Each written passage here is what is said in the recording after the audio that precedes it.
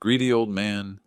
My son-in-law threw wine in my face during Christmas dinner when I refused to give up my room to his parents. My daughter added, "Don't call me your daughter anymore." I smiled calmly, got up, and dialed the number. Phase 1 complete. Next came betrayal, revenge, and justice. The police arrived. Before we continue, please subscribe to the channel and let us know where you are listening in the comments. My hand was still on the doorknob when I heard their voices. I'd returned from Thomas Sterling's office early. Traffic downtown had been lighter than expected, and now I stood frozen in my own hallway, keys digging into my palm. After he's gone, this place will finally make sense. Jennifer's voice drifted from the living room, casual as discussing weather. We've waited 3 years already. That was David, my son-in-law. How much longer are we supposed to pretend? I should have announced myself. Should have walked in, asked about their day, played the role I'd been playing since they moved into my West Hills home. Instead, I stayed motionless, listening. "This house is wasted on one old man," Jennifer continued. Something in her tone, not quite cruel but careless, made my chest tighten. "We deserve to be here. We've earned it." "Damn right we have," David said. 3 years of keeping him company, making sure he's not lonely. That's worth something. I backed away slowly, placing each foot with care. The third floorboard from the door creaked if you stepped wrong. I'd learned that when Jennifer was a teenager, sneaking in past curfew. Now I used that same knowledge to retreat silently, to slip back outside and close the door without sound. 30 seconds. I counted them standing on my own porch in the December rain. Then I opened the door normally, letting it swing wide, keys jangling. I'm home. Traffic was terrible coming back from downtown. The living room went silent. When I walked in, Jennifer was examining her fingernails with sudden intense interest. David's laptop was open on the coffee table, screen angled away from me. "Oh, Dad, we didn't hear you come in." Jennifer's voice had transformed. Bright, welcoming, false. "Just got back from some errands." I set my briefcase down carefully. "What are you two up to?" "Nothing much." David closed the laptop with a soft click. "Discussing Christmas plans?" "Ah, yes. The holidays. Always a busy time." I walked to the kitchen, poured water I didn't want, and stared at the rain-soaked backyard. 3 years of suspicions. 3 years of documenting, watching, hoping I was wrong. Now I had confirmation, delivered in their own careless words. That evening I refilled my coffee and passed through the dining room. David sat hunched over his laptop, absorbed. The angle was wrong for him to notice me, but perfect for me to catch the screen's reflection in the antique mirror my late wife Sarah had loved. Home equity line of credit, Portland, Oregon. Power of attorney, elderly parent. Property valuation, West Hills. He typed numbers into a calculator. $850,000. Then $200,000. Monthly payment estimates scrolled past. My hand tightened on the mug until my knuckles ached, but my face stayed neutral. I continued to my study without a word. Dinner arrived at 7. Jennifer had cooked, rare enough to be notable.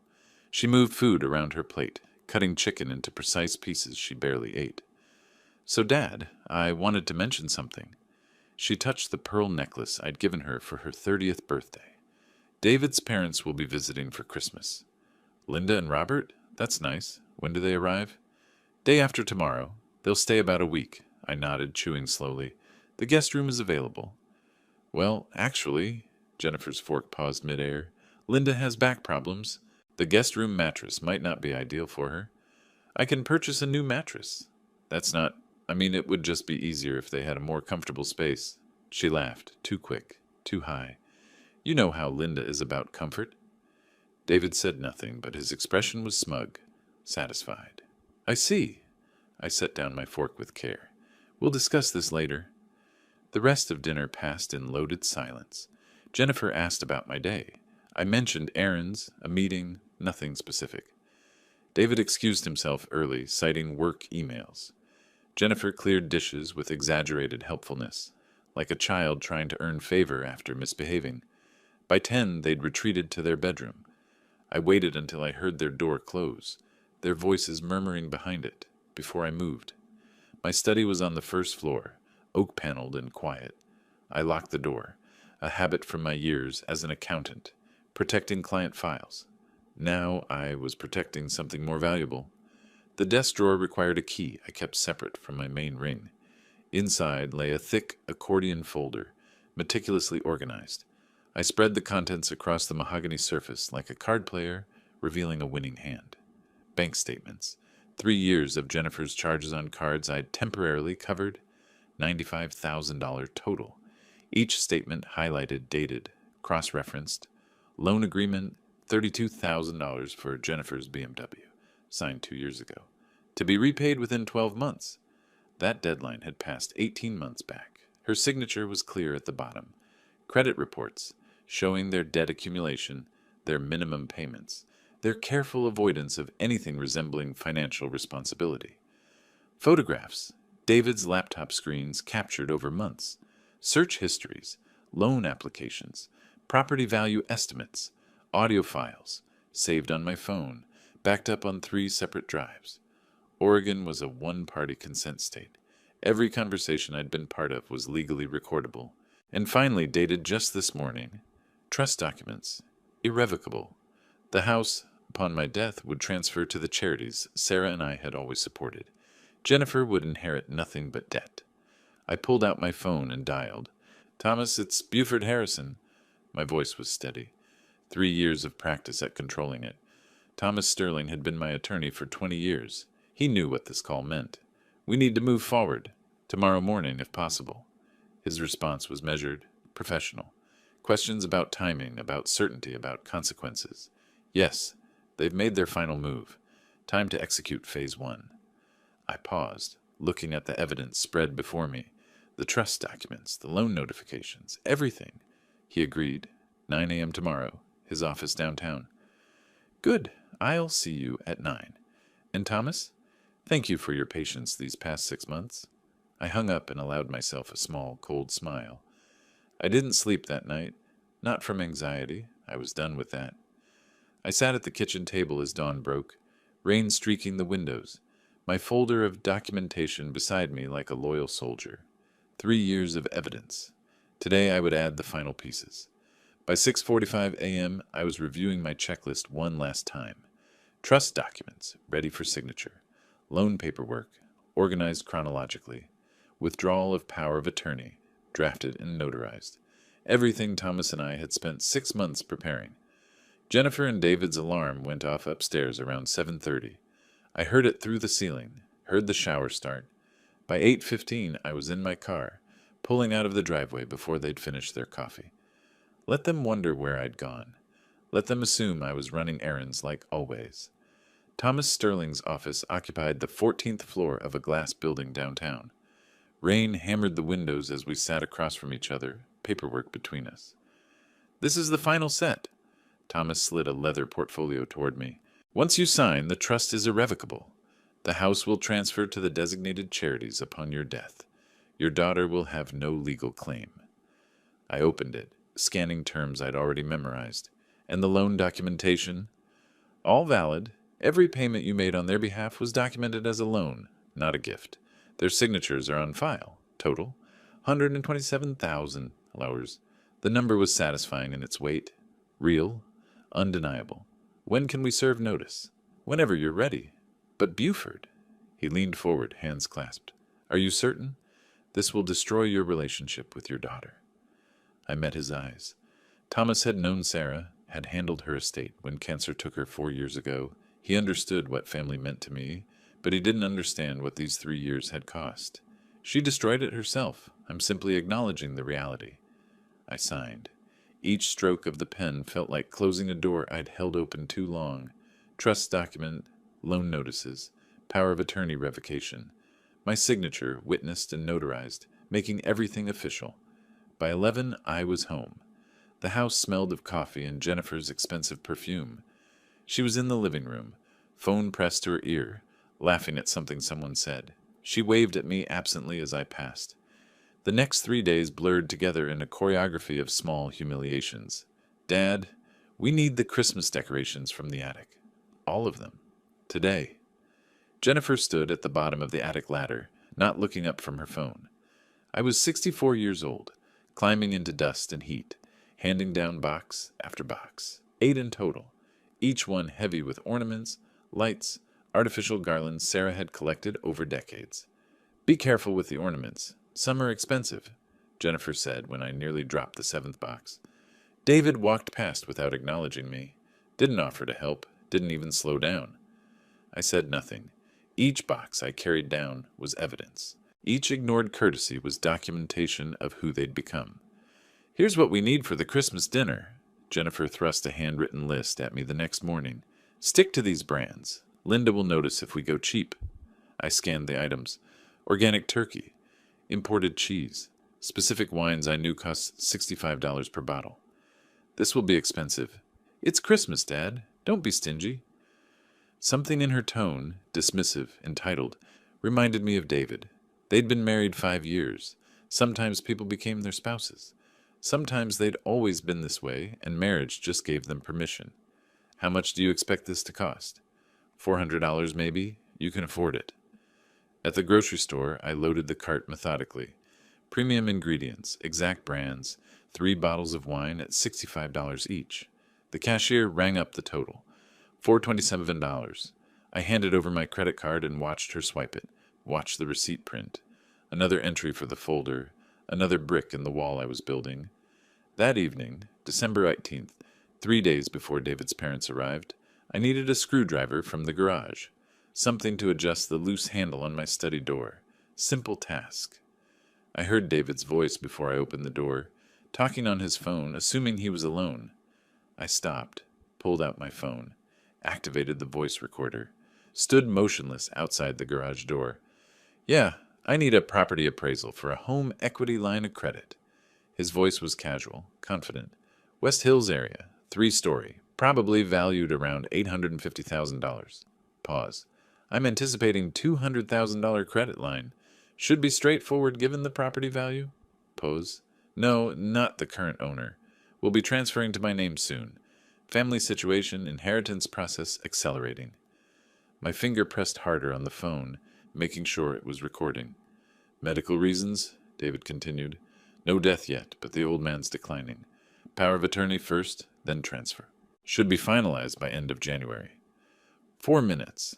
That's how long he talked, outlining his timeline, his strategy, his absolute certainty that my house would be his. When I heard him moving toward the house side door, I slipped around the corner, waited for him to pass, then entered through the outside entrance. The recording was already uploading to cloud storage. December 19th arrived cold and gray. Linda and Robert were due tomorrow. Jennifer had been increasingly anxious all day, cleaning, rearranging, instructing me on how things should be. At 8 p.m. she summoned me to the living room. Not asked, summoned. David stood behind the couch, arms crossed. Jennifer sat, gesturing to the chair opposite. Not offering, commanding. "Dad, sit down. We need to discuss something important." I sat. "Linda and Robert arrive tomorrow. They need proper sleeping arrangements. The guest room is prepared." David shifted his weight. "Linda has back issues. The guest room mattress won't work. You need to move to the basement room for the week." The words hung in the air. 3 years had been leading to this moment, the moment they stopped pretending and simply demanded. "No," Jennifer blinked. "What?" I said no. "This is my house, my bedroom. I'm not moving." "Are you serious right now?" David's voice rose. "After everything we've done for you?" Something cold settled in my chest. Calm. Final. "What exactly have you done for me?" "We live here." His face was reddening. "We keep you company. We could be anywhere, building our own lives, but we stay here taking care of you." "Taking care of me? You pay no rent? No bills? No food? I've covered every expense for 3 years." Jennifer's eyes were wet now. "How can you be so cruel? We sacrificed our independence to be here for you." "Sacrificed or convenient?" David took a step forward. "This house will be Jenny's, anyway. You know that. We're just accelerating the inevitable." There it was. Final confirmation, delivered with such casual certainty. They believed they'd already won. I stood slowly. "I see.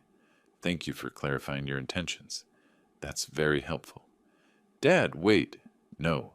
I think we've said everything that needs saying. Excuse me." I walked to my study, locked the door, and retrieved the folder from my desk drawer. I spread everything across the mahogany surface again, but this time with different eyes. Not reviewing, admiring. 3 years. 1,095 days of documentation. Every slight, every expense, every entitled demand.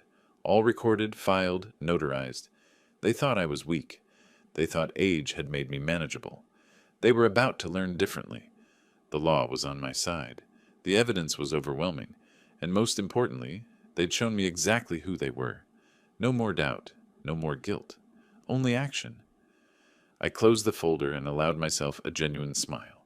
Not warm, but satisfied. The trap was set. They'd walked in willingly. Linda and Robert Matthews arrived the next afternoon in a luxury rental car, a black Cadillac Escalade that announced their presence before they even reached the door. I watched from my study window as David rushed down the porch steps, arms spread in greeting. Jennifer appeared from the kitchen, smoothing her dress with nervous hands. Linda emerged from the Escalade like royalty surveying conquered territory. Designer heels touched wet pavement first, impractical shoes for December rain.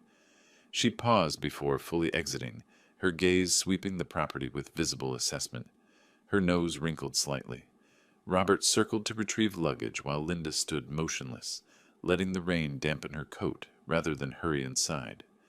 I remained at the window, cataloging details.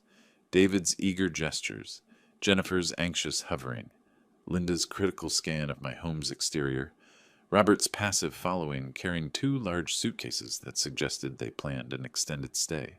When they entered the foyer, I heard Linda's voice clearly through my open study door. Well, it's certainly spacious, though the aesthetic is rather of another era. We've been planning some updates. Jennifer's laugh was brittle. Modern touches. I should think so. This wallpaper must be from the 90s. And that chandelier, a dismissive gesture I couldn't see but could picture perfectly. Once we're settled in properly, we'll renovate completely, David said. Once you have the authority, yes.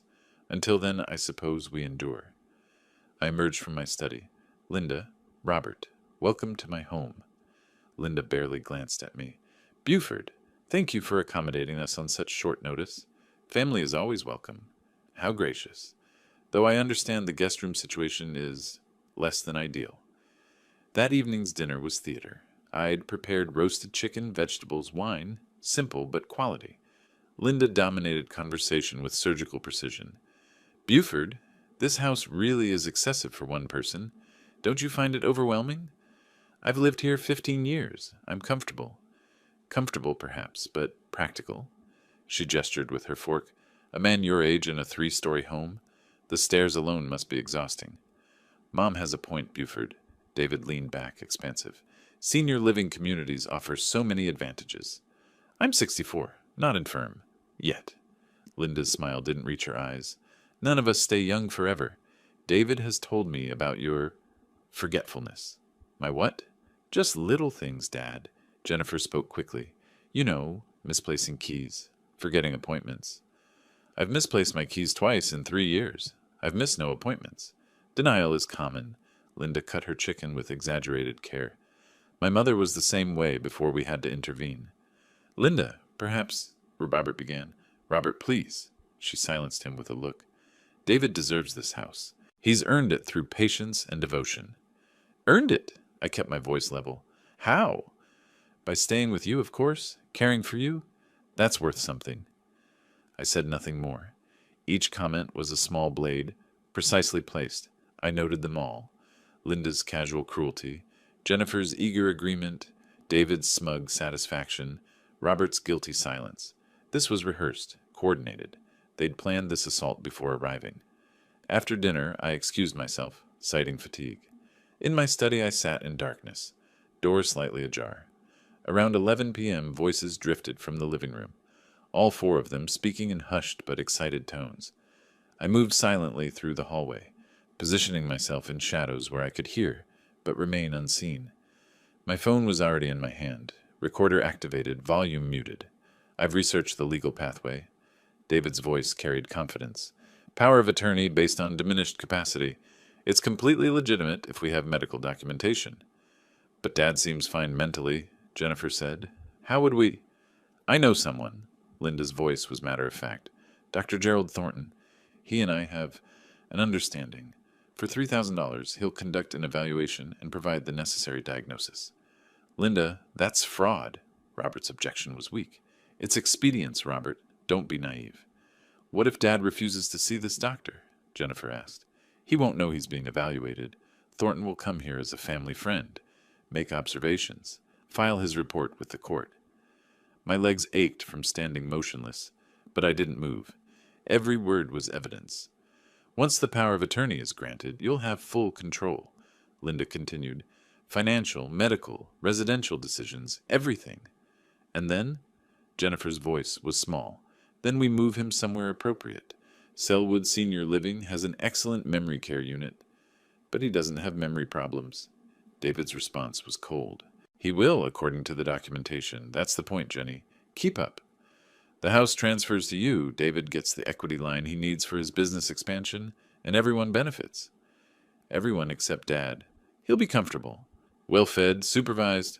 Honestly, it's better for him. He doesn't need the stress of managing this property. Exactly. Linda's voice held satisfaction. We're actually doing him a favor. I stood there for 47 minutes, recording every word. My hands remained steady. This wasn't shock. This was confirmation. When they finally dispersed to their rooms, I returned to my study and backed up the recording to 3 separate cloud services. The next morning, I entered the kitchen at 8. They were already seated, unusual, as typically they slept late. Good morning, I said pleasantly. I have errands to run today. Linda barely acknowledged me, discussing with Jennifer the changes she'd make to the living room.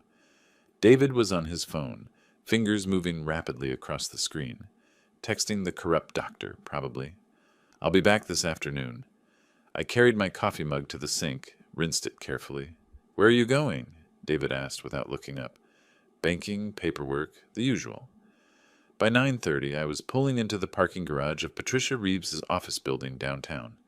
Patricia had been my notary for 20 years, handled my first property deals, helped me build my accounting business. When I entered her office, she smiled warmly until she saw my expression. Buford, what's wrong? I set my phone on her desk. Listen to this. We sat in silence as the recording played. Patricia's face hardened progressively, professional concern giving way to outrage. When Linda mentioned Dr. Thornton, Patricia made a note. When David discussed memory care facilities for a man without memory issues, her pen pressed harder against paper. When it ended, she played it again, transcribing key passages. This is conspiracy to commit fraud and elder abuse. Her voice was tight. But we need to move fast. If they contact this Thornton before we act, he might file false documentation. What can we do?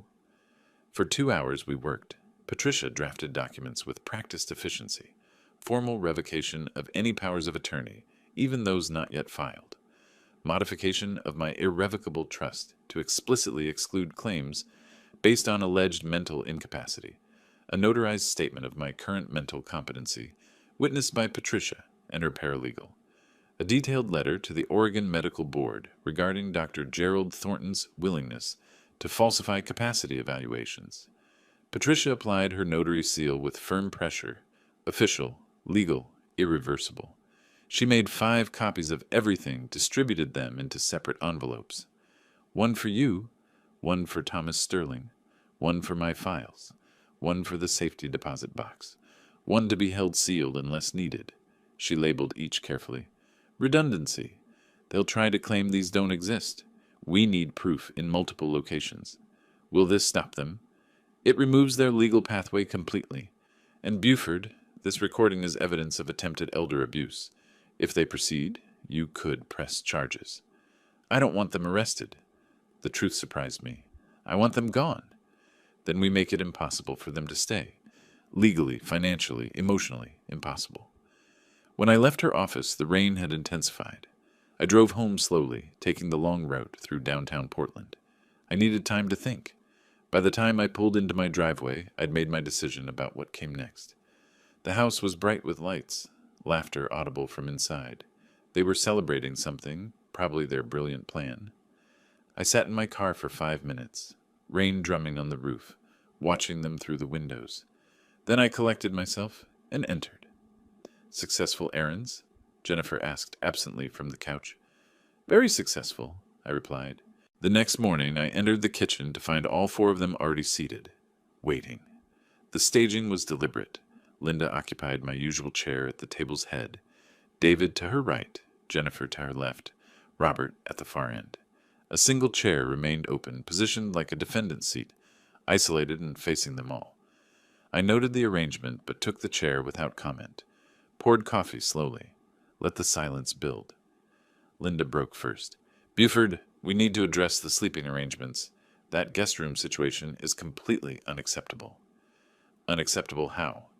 The sofa bed is ancient. I've barely slept. My back is in agony. We require proper accommodations. Dad, it's just for a few days. Jennifer touched her necklace.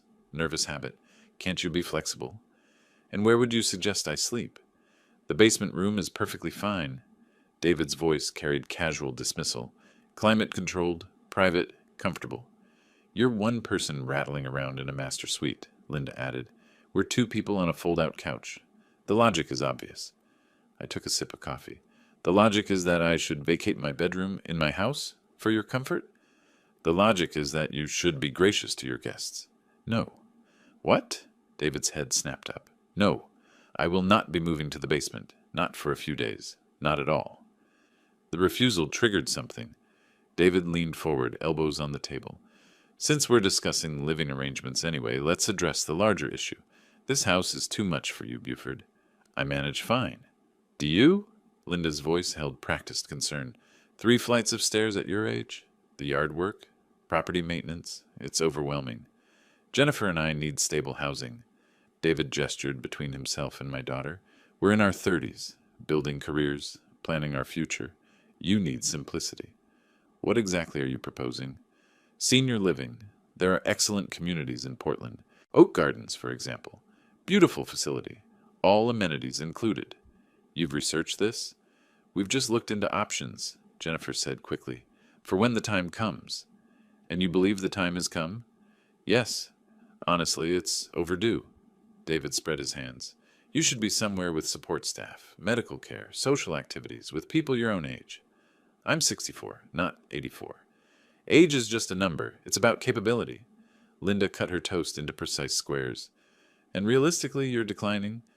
Declining? Based on what assessment? Based on observation. Memory issues, mobility concerns, difficulty maintaining this large property. I have no memory issues. My mobility is fine. The property is well maintained. You're in denial. That's common. I set down my mug with care. And what happens to this house if I move to Oak Gardens? David smiled. It stays in the family, obviously. Jennifer inherits eventually anyway. This way she benefits now, when she needs it. I pulled out my phone, opened the calculator, typed 4,500, 12, showed them the result, 54,000. So I pay $54,000 annually for a studio apartment while you live here rent-free? Dad, don't make it sound so mercenary. Jennifer's voice was strained. We're trying to help you. Are you? I turned to face her directly. Jennifer, look at me. She wouldn't. Do you truly believe I need this help, or do you need this house? I think it would be better. Her voice was barely audible. For everyone. Better for me, or better for your situation? Both. You'd have care, we'd have stability. 3 years ago you moved in here saying you needed temporary help. Just until we get on our feet, you said. Was any of that true? It was true then. And now? Now things have changed. We have different needs. So when you said you were here to take care of me, you actually meant you were positioning yourselves to take possession of my assets. Stop twisting her words.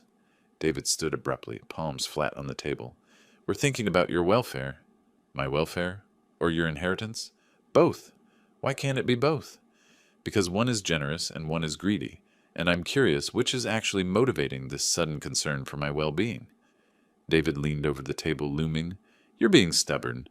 Think about Jennifer for once. She's your daughter. She deserves security. She has security. She's lived here rent-free for 3 years. Temporary security. We need permanent arrangements. By permanent, you mean ownership of my house.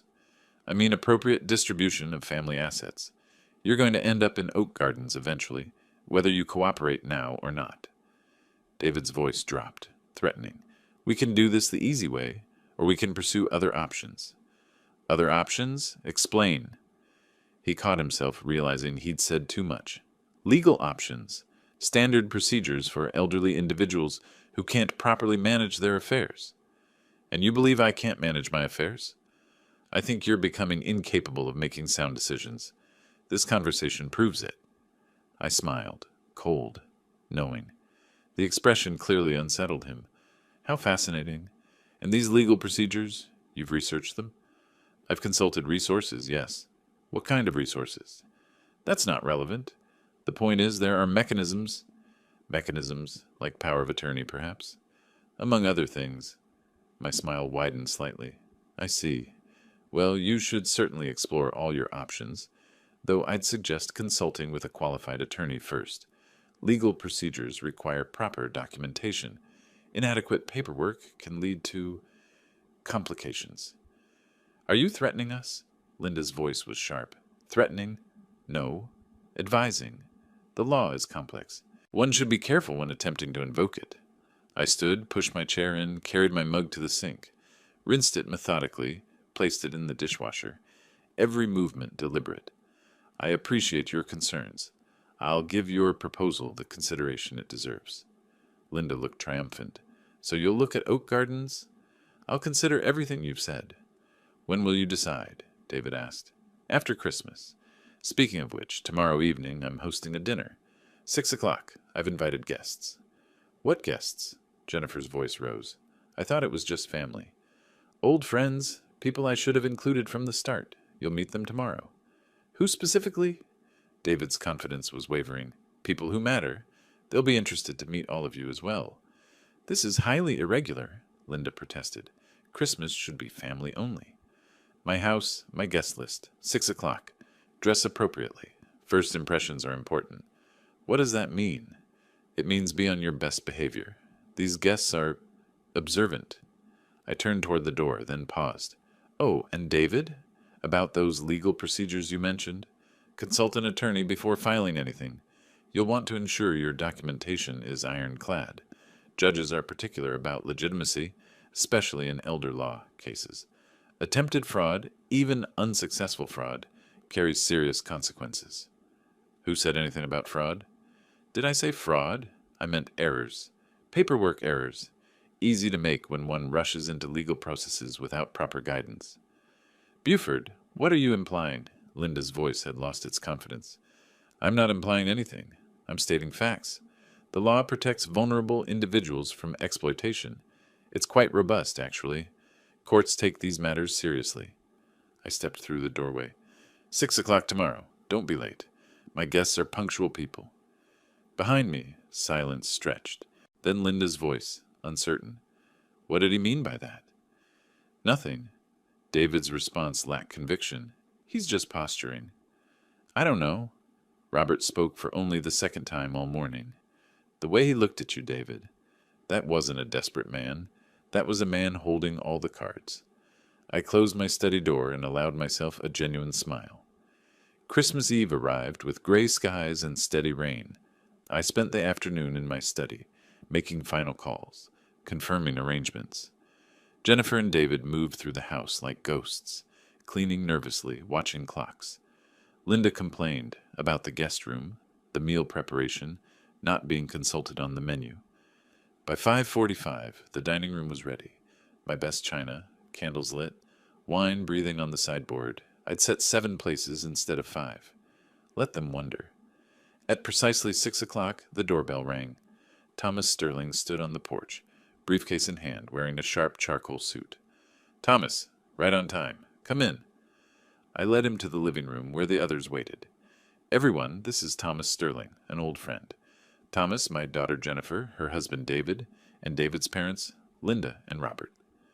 Thomas shook hands with practiced ease. I watched David try to assert dominance through grip strength. Thomas didn't react. Linda offered barely her fingertips, dismissive.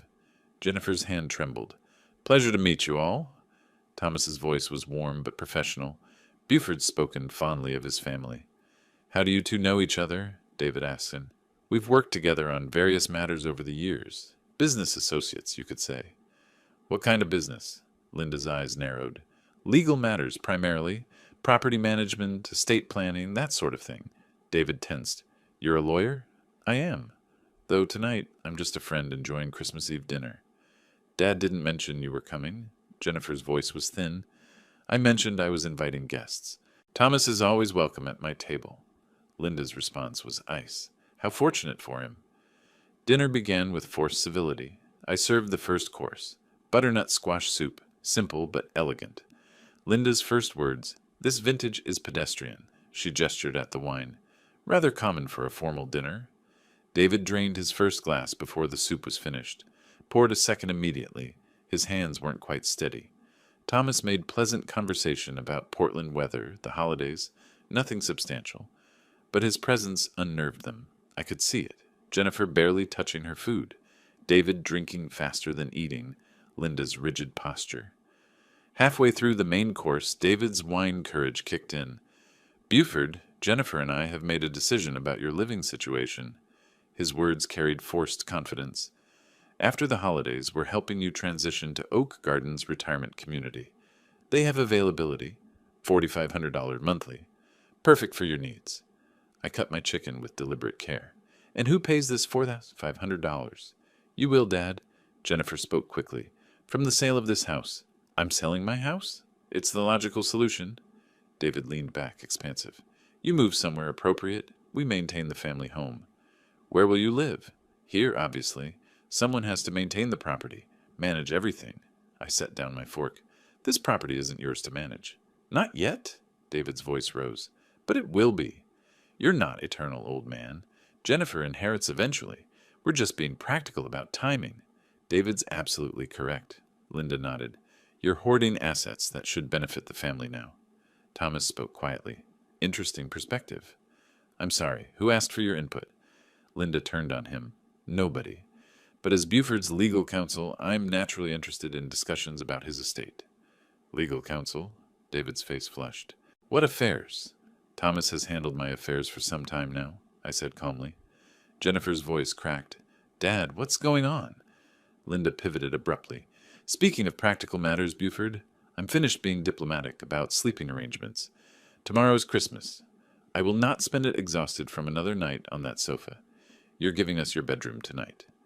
No, Linda, I'm not. David stood, chair scraping back. Yes, you are. This is ridiculous. One person in a master suite, 2 people on a couch. 1 person in his own bedroom, in his own house. Your house? Your bedroom? David's voice cracked. You keep saying that like it means something, like you'll be here forever. Old man, you're in our way. Everything here will be ours eventually. Why are you making this so difficult? Because it's mine, not yours. Not eventually. Mine. How selfish. Linda's voice dripped contempt. How utterly selfish. David grabbed his wineglass, still half full. His face was crimson, eyes unfocused. Greedy old man, you have everything and share nothing. You're selfish and pathetic. His arm drew back. David, don't. Jennifer's warning came too late. The wine arced through candlelight, hit my face, splashed across my white shirt, dripped onto the table. Cold shock of liquid, red staining white. For 3 seconds, nobody moved. The glass slipped from David's hand, hit the table edge, shattered on the floor. Jennifer gasped. Linda exhaled. Satisfaction or shock, I couldn't tell. Robert stood, moved toward the door. Thomas pulled out his phone. I reached for my napkin. Wiped my face methodically. Temple, cheek, chin, neck. Set down the napkin, stood. Pulled my phone from my pocket. Phase 1 complete. I scrolled to contacts. Selected Detective Morrison, pressed speaker. The dial tone filled the silent room. Once, twice, 3 times. Morrison? Detective, it's Buford Harrison. You can come now. Everything's recorded as we discussed. Her voice was professional, clear. I'm 5 minutes away. Keep everyone at the location. Don't let anyone leave or destroy evidence. Understood. I hung up, set the phone on the table, looked at each of them. David's face had drained of color. What did you do? You called the police? On us? I called a detective investigating conspiracy to commit fraud against an elderly person. Fraud? Jennifer's voice was barely audible. What fraud? The plan to forge medical documents. the scheme to obtain power of attorney through falsified mental capacity evaluations. Dr. Gerald Thornton, $3,000 for fabricated diagnoses. Ring any bells? Linda's hands trembled. How do you know that name? I know everything, Linda. Every detail of your conspiracy. I've known since December 20th when you discussed it in my living room. You recorded us? David stumbled backward. That's illegal. Thomas spoke calmly. Oregon Revised Statute 165-540. One-party consent. Entirely legal when Mr. Harrison recorded conversations in his own home. Dad, please, Jennifer was crying again. This is a misunderstanding. Explain to Detective Morrison when she arrives. I'm sure she'll be fascinated. This is entrapment, Linda's voice shook. Provocation. This is documentation of conspiracy to commit elder abuse and fraud, Thomas said. Very different things, Mrs. Matthews. Through the window, I saw headlights sweep the driveway. 3 minutes had passed since the phone call. I stood by the window, wine still staining my shirt. Thomas had his briefcase open, reviewing documents. David paced, running hands through his hair. Jennifer sat frozen, mascara streaked. Linda maintained rigid posture, but her hands trembled. Robert stood by the door, coat already retrieved. Headlights swept the driveway. An unmarked sedan parked. 2 uniformed officers emerged, followed by a woman in plain clothes. I opened the door before she could knock. Detective, thank you for coming. Mr. Harrison. She was early 40s, professional demeanor, sharp eyes. She showed credentials. Detective Sarah Morrison, Portland Police. 2 uniformed officers, Martinez and Chen, remained near the entrance, blocking exits. Morrison entered the dining room, surveying everything. Wine-stained table, broken glass, my ruined shirt, 4 people in obvious distress, 1 calm lawyer with open briefcase. You reported an assault and conspiracy to commit fraud? I reached into my pocket, pulled out a small digital recorder. Everything's documented. The assault happened minutes ago. The conspiracy... I pressed play. David's voice filled the room, recorded December 20th. Dr. Thornton will provide the evaluation for $3,000. This is entrapment. David's voice was too loud. He provoked us, recorded us illegally. Morrison held up a hand. Sir, I'll get to you. Mr. Harrison? Thomas stepped forward. Detective, I'm Thomas Sterling, Mr. Harrison's attorney. Oregon is a one-party consent state. These recordings are completely legal. Mr. Harrison recorded conversations in his own home, to which he was a party. Morrison nodded, familiar with the law. But he set us up. David tried again. The whole dinner was a trap. So you're admitting the statements on the recording are accurate? David froze, realizing his mistake. My son has had too much to drink. Linda's voice was strained. He doesn't know what he's saying. Morrison glanced at the wine bottles. I can see that. Sir, have you consumed alcohol tonight? That's irrelevant. Actually, it's quite relevant to credibility and behavior. Morrison listened to key portions of both recordings. Her expression hardened when Linda's voice mentioned falsifying medical documents. She made notes. Dr. Gerald Thornton, $3,000. Falsified capacity evaluation. When the recording reached the wine-throwing moment, she looked at my stained shirt, then at David. Did you throw a beverage at Mr. Harrison? He was being impossible, refusing reasonable requests. That's not an answer. Did you throw wine at him? David looked around for a lawyer who wasn't there. Yes, but... No buts needed. Simple assault. Minimum. She continued writing. Are you arresting us? Jennifer's voice cracked. That depends. Mr. Harrison, do you wish to press charges for the assault? I considered. Everyone watched. I could destroy them completely right now. Not for the assault. I want it documented, but I don't want my son-in-law arrested on Christmas Eve.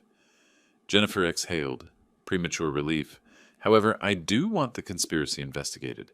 Attempted fraud against an elderly person, conspiracy to falsify medical documents, attempted illegal seizure of assets. Morrison nodded. We'll open an investigation. I'll need to interview everyone separately. She turned to Linda. Mrs. Matthews, do you know a Dr. Gerald Thornton? Linda's face paled. I want an attorney present before answering questions. That's your right, but refusal to cooperate is noted. After brief individual interviews, basic information gathering, Morrison released everyone with warnings. Don't leave the Portland area.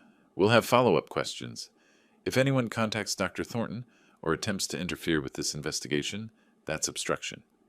Linda stood immediately. Robert, we're leaving. Now. Jennifer called after her. Mom, wait! You got us into this situation, Jennifer.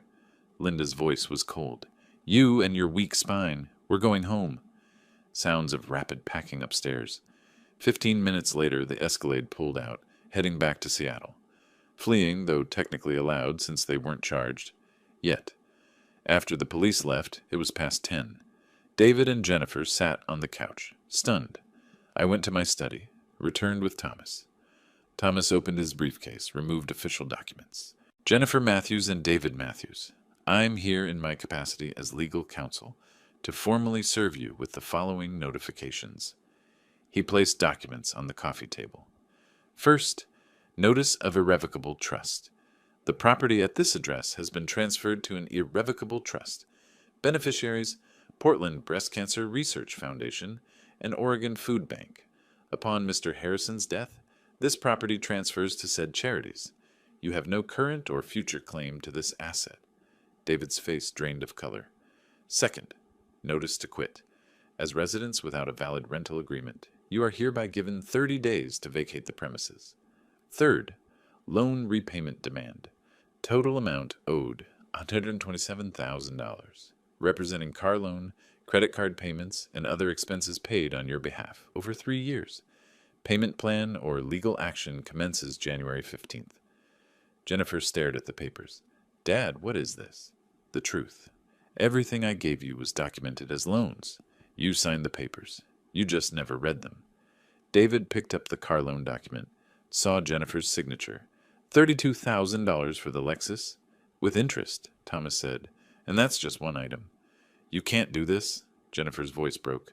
I'm your daughter. You said not to call you that anymore. I'm honoring your request. Jennifer picked up the trust document, hands shaking.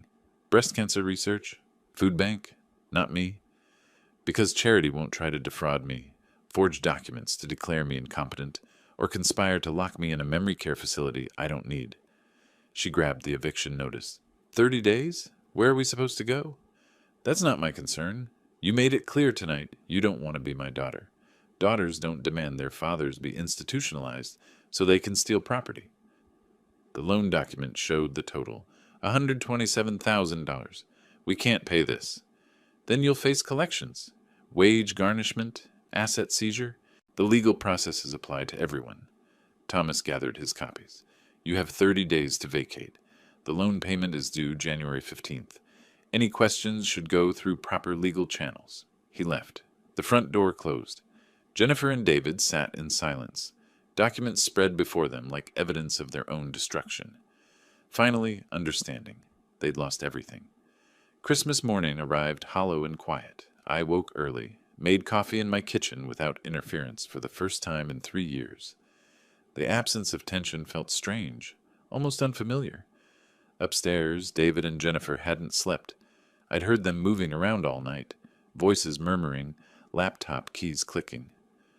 Around 8, David appeared in my study doorway. His eyes were red from screen staring, not tears. We need to talk. I didn't look up from my book. We have nothing to discuss. Everything was explained last night. I'm getting a lawyer. Those documents won't hold up. Feel free to consult counsel. Thomas Sterling followed the law precisely. You'll waste money, but that's your choice. His jaw clenched. You manipulated Jennifer into signing those papers. I offered assistance with expenses. She signed standard loan agreements. If she didn't read them, that's her responsibility. No court will uphold this. Every court will. The documents are notarized, witnessed, legally binding. Your lawyer will tell you the same, after charging you several $1,000s. He left. 2 hours later, he was gone in Jennifer's Lexus, heading to some attorney willing to meet on Christmas Day. By noon, he returned. I heard him come in, heard Jennifer's urgent questions, heard his defeated response. He says we have no case. That afternoon, Jennifer found me in the living room. She'd been crying all morning. She tried the emotional approach one final time. Dad, I'm your daughter. Blood. Family. You can't actually go through with this. I remained in my chair, book open. You told me not to call you my daughter. December 23rd, approximately 7:46 p.m. Those were your exact words. I was upset. I didn't mean it. I looked at her properly. You meant it enough to say it in front of witnesses, including a police detective. You meant it enough to support a plan to have me declared incompetent and institutionalized. Which part exactly didn't you mean? She had no answer. Tears, apologies, promises to do better, all flowed freely. I remained unmoved. I would have forgiven the greed. I would have forgiven the manipulation. But you conspired to take my freedom. That crosses a line that can't be uncrossed. The next day, David's desperation took a predictable turn. He contacted the Portland Tribune with his version. Cruel father evicting his own daughter just after Christmas, demanding repayment for gifts given over years, leaving them homeless over a family dispute. The reporter published a brief online article. For a few hours, social media buzzed with outrage. People loved that narrative. Heartless parent, suffering children. David thought he was winning. Then I made my move. I contacted the same reporter, provided complete context, recordings of the conspiracy, documentation of the power of attorney scheme, proof of attempted fraud, copies of loan agreements showing legitimate debt collection. I also provided Detective Morrison's statement, confirming an active investigation into conspiracy to commit elder abuse. The reporter, realizing she'd nearly published a one-sided story about fraud victims, issued a correction and full investigative piece. Elderly Portland businessman foils family fraud scheme. The article detailed everything: the conspiracy, the corrupt doctor plan, the wine-throwing assault. David's name was prominently featured. His original sympathetic narrative was destroyed within hours. That evening, David's phone rang. His supervisor. David, we've seen the news coverage. The company can't be associated with someone involved in an elder abuse investigation. We're placing you on unpaid leave pending resolution. Corporate speak, for you're likely fired. 2 hours later, Jennifer received a similar call from the salon owner. This publicity isn't good for business. Clients are uncomfortable. I'm sorry, but I need to let you go. Both unemployed within hours. Their modest but stable income evaporated. That evening, they sat at the kitchen table surrounded by laptop screens, showing apartments they couldn't afford, loan applications already denied, job postings now impossible because Google searches of their names produced that article. David slammed his laptop closed. This is impossible. We have nothing. We can't afford to move, can't afford to stay, can't afford a lawyer to fight it. Jennifer stared at her phone, reading comments. Hundreds of strangers celebrating their downfall. Greedy. Scheming. Karma. She looked at David. My father did this. He planned every piece of it. For months, maybe years. We never had a chance. David's response was bitter. We had every chance. We just thought we were smarter than him. We were wrong. The morning of December 27th, David woke after maybe 2 hours of sleep. Jennifer was already awake, laptop open, scrolling through apartment listings with dead eyes. She'd been doing this since 5 a.m. Search, calculate, realize it's impossible, repeat. What about this one? She pointed to a studio. $200 monthly. David joined her, coffee forgotten. $200 plus deposit is $600. We have $200. Minus moving truck, utility deposits, food. She trailed off. We'd be broke in a week. They kept searching anyway because the alternative was accepting they were trapped. By noon, they'd called 15 apartment complexes. Each conversation followed the same script. Yes, we're interested. Credit check? Well, there's some outstanding debt. How much? $127,000. No, I understand. Thank you anyway. 13 rejected them immediately. 2 said maybe, but required co-signers with excellent credit. They had none. David tried a private landlord on Craigslist. The landlord Googled their names during the call.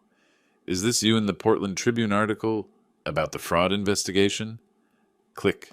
Dial tone. Their names were poison. Jennifer went to the bank, hoping for a personal loan. The loan officer was sympathetic until he ran the credit check. Mrs. Matthews, you have a registered debt of $127,000 with an active collection notice. Your debt-to-income ratio is, well, infinite since you're currently unemployed. I can't approve any credit. What about our savings? He checked. $4,587.23 in your joint checking. That's all you have with us. She'd hoped there was more somewhere. There wasn't. Mid-afternoon, David decided to sell Jennifer's Lexus. He retrieved the title from their filing cabinet. Owner name, Buford Harrison. He reread it 3 times. The vehicle they'd driven for 2 years wasn't theirs at all. He found me in my study. The car, you own it? According to the title and loan agreement, yes. It's collateral for the debt. We need it. For work, for finding housing. You're welcome to continue using it until you vacate. After that, it reverts to me as partial debt repayment. That's worth $25,000. That barely covers a fraction of what you claim we owe. Correct, which is why the remaining $102,000 will still need to be addressed. Evening found them back at the kitchen table. Jennifer had a legal pad filled with calculations all crossed out. Current assets, $4,087. Minimum housing deposit, $3,500. Remaining, $687. Monthly expenses, food $400. Phone Zach, $40. Insurance $200. Gas $100. Total $840. Deficit $153. And that's before rent. David looked over her shoulder. This assumes we find an apartment that accepts us, which we can't. It assumes we have income, which we don't. Jennifer drew a circle around the numbers. We're $150,000 in the hole when you count the debt. We make nothing. We have nothing. Your father knew this exact calculation. He engineered it so there's no escape. Jennifer stared at the pad. No, he engineered it so we'd understand exactly what we did. We lived off him completely. Every comfort we had was his. We just didn't realize it because he never made us feel it. Until now. That evening, Jennifer found me in the living room, reading by lamplight. She stood in the doorway. No tears left, just exhaustion. What do you want? Tell me. Money? Public apology? Me on my knees? What would make you stop this? I marked my page, closed the book, looked at her properly for the first time in days. I want you to understand something fundamental. Dignity isn't purchased. It can't be negotiated or borrowed. You sold yours for the illusion of easy money, a house you didn't earn, wealth you didn't build, security you didn't create. I'm not punishing you, Jennifer. I'm removing the support you took for granted and forcing you to stand on your own merit. If you have none, that's not my failure. It's yours. She stood there, those words sinking in. For the first time, she wasn't arguing or manipulating. She was listening. You've been planning this for how long? 3 years. Since the day I realized you saw me as an obstacle to inheritance rather than a father. And there's nothing I can do? Nothing that would change your mind? You had 3 years to treat me with respect. You chose contempt. You had opportunities to be honest. You chose conspiracy. You had chances to see me as human. You chose to see me as an asset to acquire. Those choices are final. These consequences are earned. She turned to leave, paused at the door. Did you ever love me? Your daughter? My voice was quiet but clear. I love the daughter I raised. I don't know who you've become. She walked out.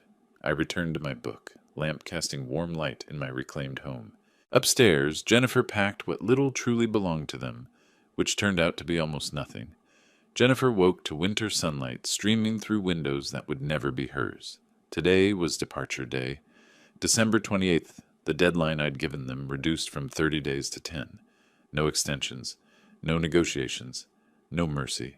She looked around the guest room, their temporary home for 3 years. She saw it clearly now. They'd always been guests, never residents, never family. David was already awake, 2 suitcases open on the bed, nearly empty. That's all we can take? He gestured around the room. Everything else is his. The bed, dresser, lamp, even the hangers. We take our clothes and leave. 2 suitcases for 3 years of living. That was the sum of what they actually owned. They went through possessions methodically, discovering truth in each item. Jennifer reached for her jewelry box, gifts from me over birthdays and Christmases. Can I take these? David checked Thomas Sterling's documents. Gifts valued over $500 revert to estate as debt payment. How much are those worth? Maybe $3,000. Leave them. Her laptop, purchased by me for salon work. This belongs to him. Leave it. Kitchen appliances bought with my credit card. Mine. Artwork selected with my money. Mine. Books, decorations, cookware, everything stamped with my invisible ownership.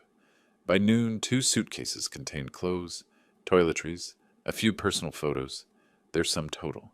3 years reduced to 60 pounds of fabric and memories. At 2 p.m., they did a final walkthrough. Each room was a monument to their delusion. The dining room where they'd eaten hundreds of meals, my table, my chairs, my food. The living room where they'd watched television, my TV, my couch, my subscription. Jennifer stood in the kitchen, hand on the granite countertop. I told people this was my house. I gave advice on home renovation like I owned it. Everyone was wrong, David said, including us. They carried suitcases downstairs. I was in my study, door open, deliberately visible. They passed without speaking. I didn't look up from my computer. They were already gone to me. They drove to the Starlight Motel on 82nd Avenue, the kind of place that rents by the week, charges cash, asks no questions. $65 per night was all they could afford. The room was 200 square feet. 1 bed, 1 bathroom, 1 window overlooking the parking lot, 1 ancient TV bolted to the dresser. The heater rattled. The carpet bore stains. This was what $4,000 purchased. 60 nights of barely adequate shelter. Jennifer sat on the bed, testing the springs. They squeaked. She thought of the guest room bed they'd just left. Memory foam, high thread count sheets, quiet comfort. This is our life now. David dropped the suitcases. Temporarily, until we recover. Recover how? We have no jobs, no references, no credit, and everyone who Googles our names finds articles about fraud. At 4 p.m., someone knocked. A courier with certified mail. David signed, opened it. Portland Police Department letterhead. Investigation R.E. Conspiracy to commit elder abuse. Case closed. Insufficient evidence to prosecute. While recorded conversations demonstrate intent to commit fraud, no actual fraudulent actions were completed. Case filed as resolved with notation. What does that mean? Jennifer asked. Means we're not being charged, but it's permanently documented. Any future background check shows we were investigated for elder abuse conspiracy. So we're guilty without being convicted? We're tainted, which is almost worse. Conviction you can eventually clear. Suspicion follows forever. An hour later, another envelope. Columbia Credit Services. Debt collection notice. $127,000 principal plus accrued interest. Payment plan required within 30 days, or wage garnishment proceedings initiated. Payment options: $3,000 monthly for 4 years, or $1,500 monthly for 8 years, or lump sum settlement of $110,000. This is impossible, David said. Jennifer read over his shoulder. What happens if we don't pay? Wage garnishment, asset seizure, property liens, credit reporting, civil judgment. They can take money we don't have from jobs we don't have. We signed the papers. That's all that matters legally. Evening settled. They sat on the bed, nowhere else to sit. TV stayed off. The heater rattled. A couple argued next door, voices bleeding through thin walls. David stared at the debt notice. Jennifer stared at the police letter, 2 pieces of paper summarizing their destruction. He planned this, David said finally. Every detail. The loans, the trust, the recording, the timing. This wasn't reaction. This was execution. For 3 years we lived in his house, ate his food, drove his car, spent his money, Jennifer said, and complained it wasn't enough. We saw him as an obstacle instead of... She couldn't finish. Instead of what? A person? A father? Jennifer nodded. We forgot he was human. We treated him like an inheritance waiting to happen. They sat in silence. Outside, Portland's lights glowed. A city full of people living lives, unaware of the small tragedy in room 211 of the Starlight Motel. 2 people who gambled everything on greed and lost. Jennifer lay down, fully clothed, staring at the water-stained ceiling, understanding finally and completely there was no going back. This was their life now. This was what they'd earned. The same evening, December 28th, around 9 p.m., I sat in my reading chair, the leather one I'd owned for 15 years. Book open but unread on my lap. The house was quiet in a way it hadn't been for 3 years. Not empty. Inhabited. By choice. By peace. No television blaring from the guest room. No arguing about money, about me, about their entitled future. Just the subtle sounds of an old house settling, wood contracting in winter cold, the furnace cycling, rain beginning against windows. This was my home again, completely, undeniably, peacefully mine. On the coffee table lay the thick folder I'd assembled over 3 years. I opened it one final time, reviewing the Chronicle. Page 1. Transcript of overheard conversation, June 2022. David telling Jennifer, "He won't last forever, and this house will be worth a fortune." Page 15. Photographs of my original will versus the new irrevocable trust. Page 32. Audio transcripts of the December 20th conspiracy, each sentence damning. Page 45. Jennifer's signatures on 8 loan agreements, each clearly titled, each legally binding. I documented everything because I'd learned a hard lesson. Family alone isn't enough. Without respect, without basic decency, family becomes predation. This folder was my shield. Now, my vindication. I reached for my phone, dialed Thomas Sterling. "Thomas, it's Buford. They departed at 2 p.m. as required. I wanted to thank you for your precision." He assured me the trust was airtight, the debt collection proceeding normally, the eviction legally unassailable. Next call, Patricia Reeves. "Patricia, the trust is executed. Portland Breast Cancer Research Foundation and Oregon Food Bank will receive the property upon my death. Thank you for 20 years of faithful service." She expressed satisfaction that I'd protected myself. 2 phone calls, 2 partnerships concluded. The legal architecture of my protection was complete. I stood at the window, looking out at Portland's lights scattered across the valley. Breast cancer research. My wife had fought that battle 8 years ago, ultimately losing. The house she loved would fund research, so others might win.